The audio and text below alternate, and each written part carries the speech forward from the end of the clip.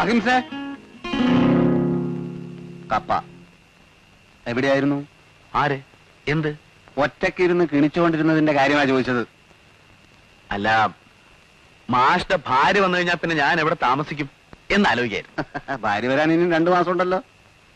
എന്നാലും നേരത്തെ ഒരു വീട് കണ്ടുവയ്ക്കണമല്ലോ. അതിനാണ് വിളിച്ചത്. ഞാൻ ചിരിച്ചില്ല. ഇല്ലേ? ആ നമ്പൂരുടെ കഥകൾ ആലോചിക്കുമ്പോ വലിയ വിഷമം. അങ്ങയുടെ ഒരു വീട് ഒഴിഞ്ഞു കിടക്കാണത്രേ.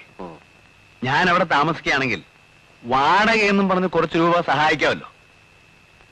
ഓഹോ, മനസ്സിലായി മനസ്സിലായി. അപ്പൊ ട്യൂട്ടോറിയൽ വെച്ച് തന്നെ തുടങ്ങിയല്ലേ? എന്തോന്ന്? പ്രേമം. അയ്യേ, ഒന്നാമത് അവർ ഉയർന്ന ജാതിയല്ലേ. ആര്? ദേവേന ടീച്ചറെ. അതിന് ഞാൻ ടീച്ചറിന്റെ പേര് പറഞ്ഞില്ലല്ലോ. ഇല്ലേ? പിന്നെ പ്രേമത്തിന്റെ കാര്യം പറഞ്ഞു. ഇപ്പോ മനസ്സിലിരിപ്പ് ക്ലീനായിട്ട് പിടികിട്ടി.